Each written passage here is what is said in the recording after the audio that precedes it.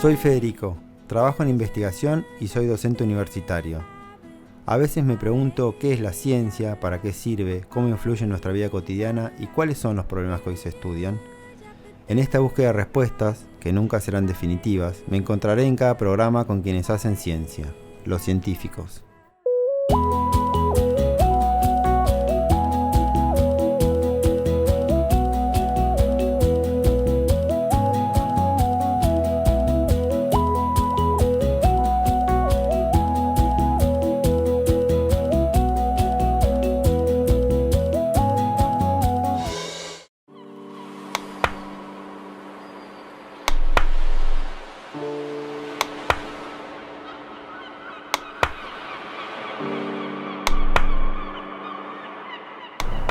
En la actualidad, el sistema energético constituye una de las prioridades de la agenda científica, política, económica y social.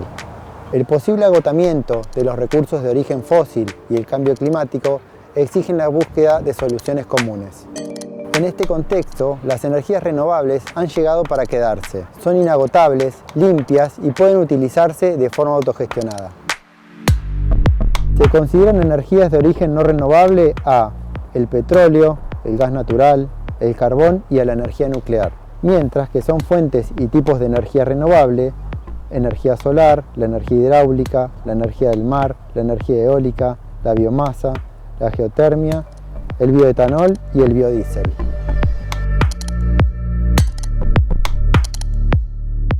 En el programa de hoy vamos a hablar de tres tipos de energías renovables: la energía solar, el biogás y el biodiesel.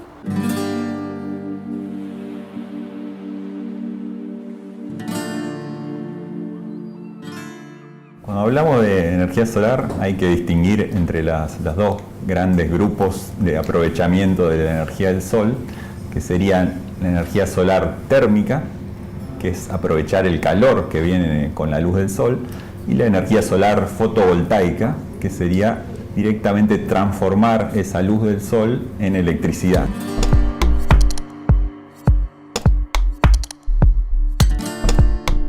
La energía solar térmica es calentar básicamente algún fluido, generalmente agua, como para tener después agua caliente que se puede usar, por ejemplo, en un domicilio, en una fábrica. Son los conocidos calefones solares, ¿no es cierto?, que vemos en el techo de muchas viviendas, que nos dan agua caliente. La fotovoltaica es aprovechar la luz para generar directamente la electricidad, ¿no es cierto? Y eso lo realizan unos materiales que se llaman semiconductores, que forman lo que se conocen como celdas solares. Las celdas solares transforman entonces la energía del sol en electricidad. Y esas celdas solares después se interconectan unas con otras para formar paneles solares, y los paneles solares también conectados entre sí forman las plantas solares de generación de energía.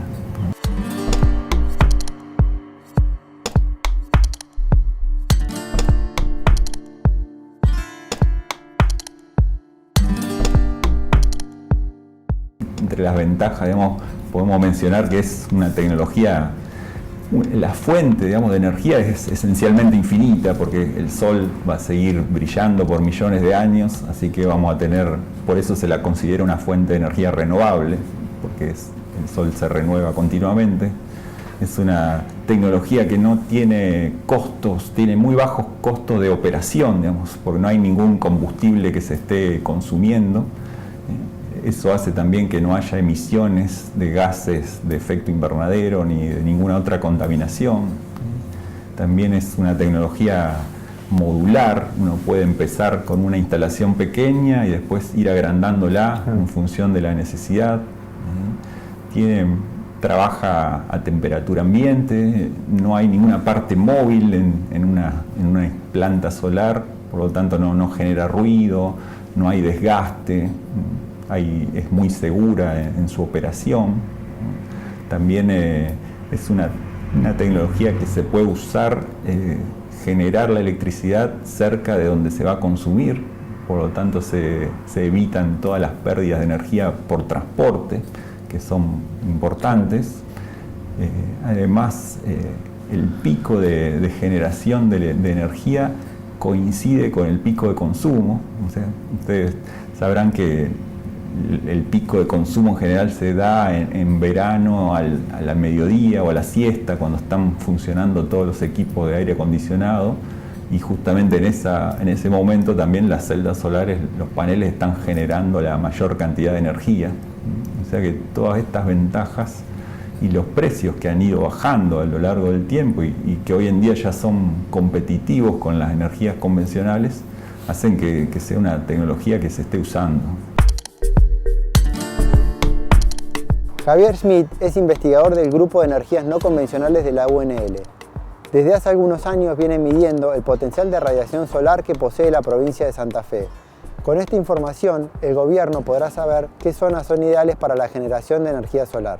El proyecto se basa en instalar en 5 puntos de la provincia estaciones de medición que miden el recurso solar y también algunas variables climáticas que están asociadas, como temperatura, humedad relativa ambiente, presión atmosférica, dirección y velocidad del viento. Esos sensores se han instalado entonces en 5 localidades, que son Tostado, Reconquista, Elisa, Cañada Rosquín y Firmat, como para tratar de cubrir así todo el territorio de la provincia. Y entonces esas estaciones lo que hacen es medir cada 3 minutos los datos estos de radiación solar y de las variables climáticas, las almacenan ahí localmente y después cada tanto las envían por vía señal de celular a un servidor central que está ubicado acá en la ciudad de Santa Fe, y ahí nosotros accedemos a esos datos y hacemos todo lo que es el procesamiento de los datos. Entonces, como resultado de ese procesamiento de los datos se elaboran, por ejemplo, los mapas de radiación solar de la provincia. Lo que hemos encontrado, por ejemplo, es que es relativamente uniforme la distribución de radiación solar en la provincia, es un poco mayor en el noroeste y de ahí va bajando hacia el sureste, pero las diferencias están en el orden del 10% más o menos entre un extremo y el otro. Y para hablar un poco de los números, digamos, lo que uno mide es cuánta energía llega por metro cuadrado, o sea, por unidad de superficie y por día. Claro. Y lo que encontramos es que llegan alrededor de 4,65 en promedio kilovatios hora, que es la unidad de energía, por metro cuadrado y por día. Para tener un poco una idea de qué significan esos números, nos podríamos comparar, ¿no?, con otros países que hacen un aprovechamiento ya intensivo de la energía solar. Por ejemplo, esos valores están al mismo nivel de España, que es un país que tiene muchas centrales fotovoltaicas instaladas, y son, por ejemplo, bastante superiores a los de Alemania. Alemania está entre 2,7 y 3,3, mientras que nosotros en Santa Fe estamos en 4,65. O sea que estamos bastante por encima de Alemania, y sin embargo Alemania, con ese recurso solar relativamente pobre, ya abastece alrededor de un 7% de su consumo de energía eléctrica con energía solar. O sea que Santa Fe está en un nivel aceptable como para aprovechar la energía solar. La energía solar es la producida por la luz o el calor del sol para la generación de electricidad o la producción de calor. es una fuente inagotable y renovable que se obtiene a partir de paneles o espejos. La idea es conocer distintos sistemas de generación de energías alternativas y en este caso de uso domiciliario. Es un termotanque solar de acumulación, digamos. La tecnología que emplea es tubo de vacío, que son como los termos que tiene adentro del termo de tomar agua. Es un tubo de vidrio dentro de otro. Entre ambos hay un volumen de vacío justamente que sirve de aislante. En el tubo interno está el agua que uno pretende calentar y sencillamente por termosifón, es decir, el agua se calienta, al ser caliente se eleva porque es más liviana y se deposita en el tanque superior, simplemente por la energía térmica que recibe. Por lo tanto, el agua a medida que se calienta se deposita arriba y el agua fría tiende a ir abajo. Por lo tanto, constantemente va intentando subir el agua y se va depositando en el tanque superior del termotanque solar el agua caliente, que es donde uno extrae el agua para consumo. Tiene un rendimiento muy bueno, de hecho cuando está soleado, aun cuando no sea la temperatura ambiente muy alta, incluso hasta hierve el agua allá adentro, si tiene un buen asoleamiento. Y bueno, la verdad que es un ahorro también importante por el hecho de que tampoco hay red de gas natural en esta zona y bueno, lo amortizás en pocos meses, digamos, con el consumo de gas, con lo que te ahorras de gas, digamos. Y eso, digamos, todo el año es posible usarlo, funciona así. Funciona siempre que haya transmisión de calor, funciona. Lo que pasa es que hay veces que tiene menor rendimiento que otros, evidentemente. Si uno tiene una semana nublado y además hace frío, eventualmente necesitas alguna energía de respaldo. Los termos vos los podés recalentar, llevar a la temperatura, digamos, de consumo por una resistencia eléctrica o bien con un calefón tradicional a gas, pero siempre teniendo presente que el agua no baja fría como bajaría directo si no lo tenés. Al menos un poco lo calienta, digamos. Como mínimo tenés un calentamiento que también redunda en ahorro energético, digamos. Pero sí, a veces que necesitas un respaldo de otra fuente de energía. Digamos, el concepto, los principios de calentamiento son muy básicos. O sea, el sol le pega a un vidrio, hace efecto invernadero, claro, allí. Por efecto invernadero. Y por termosifón se va acumulando el agua caliente arriba. Eso es lo básico. Después lo otro son tecnologías, digamos. Y eso tiene capacidad de retener, ponerle, si vos decís, bueno, de un día para el otro, a la noche aguanta. Claro, en realidad el tanque de acumulación son dos tanques, uno concéntrico al otro. Ajá. Y entre medio está revestido de un aislante, en general spray de poliuretano. Por lo tanto, el agua que se llegó caliente arriba tiende a conservarse caliente. Digamos, claro. Sí, tenés una pérdida como todo sistema, ¿no? Pero es baja, bastante, así que de un día para el otro sí es eficiente. De un día para el otro sí que conservás la temperatura, digamos. Es como un termo de tomar mate, digamos, eso. Claro. Es la comparación más directa.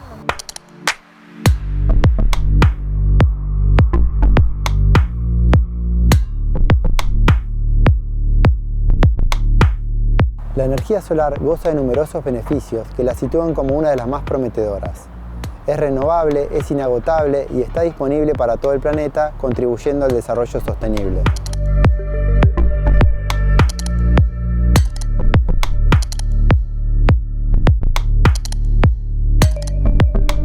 Desde el año 2000 funciona en el INCAPE de la UNL, uno de los pocos laboratorios que trabaja en forma integrada los aspectos relacionados a la producción de biodiesel, a cargo del doctor en química, el ingeniero Carlos Querini.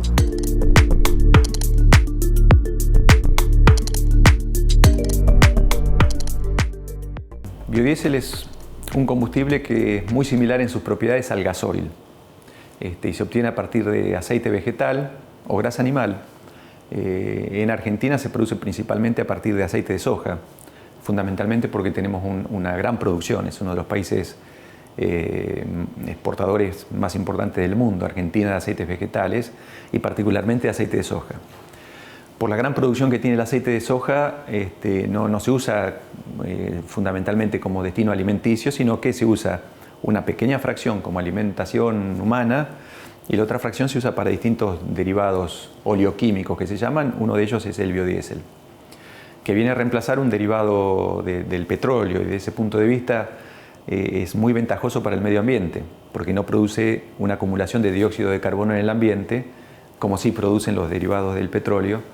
Y por eso es que los biocombustibles, el biodiesel por un lado y el bioetanol por otro, han tenido tanta importancia en los últimos años. Es decir, porque son una fuente renovable de energía que evita la acumulación de dióxido de carbono que sí generan la nafta o el gasoil derivado del petróleo.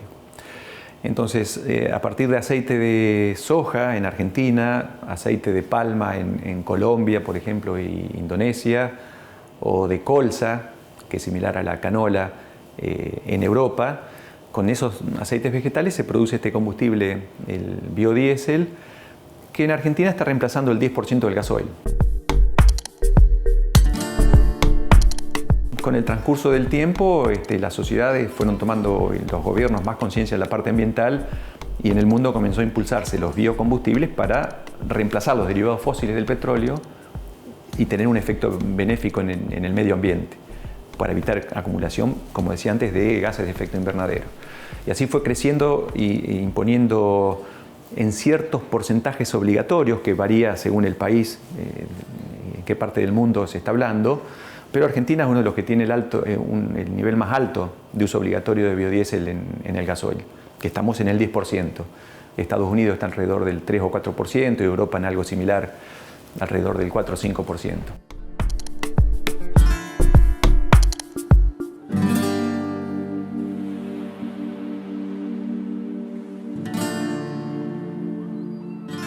La instalación de biodigestores en los últimos años ha demostrado que es posible disponer de los desechos de una manera amigable con el entorno y además de generar energía.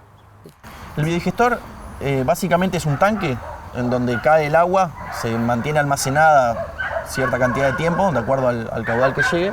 Lo que tiene adentro el biodigestor es un material con mucha superficie específica, quiero decir, la relación volumen-superficie del material es alta, de manera que sobre la superficie de este material estructurado se depositan las bacterias que son las encargadas del tratamiento justamente biológico y degradan la materia orgánica. Es decir que en ese material estructurado que se le llama, que puede ser cualquier material inerte o resistente al ataque, digamos, de las bacterias, en ese material se depositan las colonias de bacterias que degradan la materia orgánica que allí llega. Por eso, luego de que se mineraliza el residuo que llega allí, se deposita en el fondo por sedimentación y ese es el lodo que uno extrae. Incluso no es deseable extraerlo todo por el hecho de que ese mismo lodo posee las colonias de bacterias que son las encargadas de la digestión, de la materia orgánica, sí. En este caso anaeróbica, es decir, en ausencia de oxígeno. Básicamente el sistema consiste en separar el agua de efluentes cloacales en dos, aguas negras y aguas grises. Las aguas negras básicamente es el inodoro y las aguas grises el resto, que viene a ser lavabo, bañera y demás, que no es inodoro. Las aguas negras se depositan primeramente en un biodigestor. En este caso puse uno de marca comercial, pero también podría ser fabricado, digamos, para la ocasión. Y luego del biodigestor, luego de pasar por allí, se infiltra mediante una zanja de infiltración con un caño ranurado. En tanto que las aguas grises pasan primeramente a... Gracias. Pasan primeramente a un humedal en donde crecen plantas cuyas raíces están sumergidas, y de allí a un pequeño estanque de un pelo de agua libre, digamos, que es donde crecen camalotes. Finalmente, ante un rebalse de un exceso de agua, también se infiltra en el terreno mediante una cañería perforada. Ese es el sistema, es decir, humedal, estanque, infiltración para las aguas grises.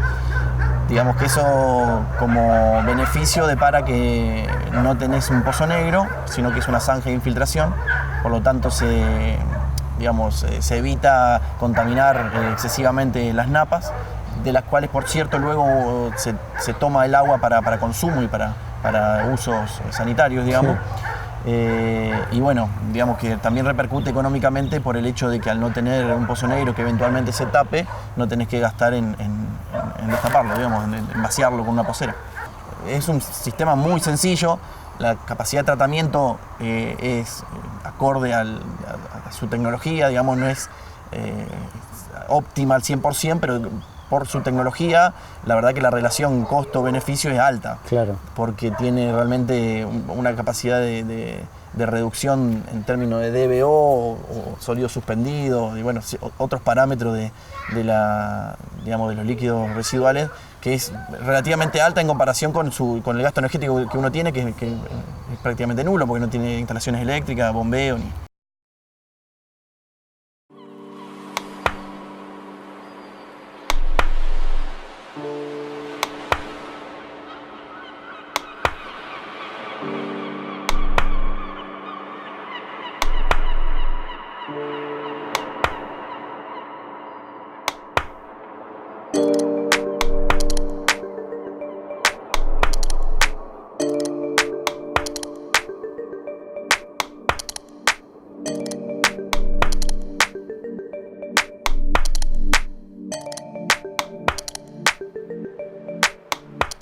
El petróleo, el carbón, el gas natural y el uranio son las fuentes de energía convencionales del mundo, pero sus efectos sobre el planeta son devastadores.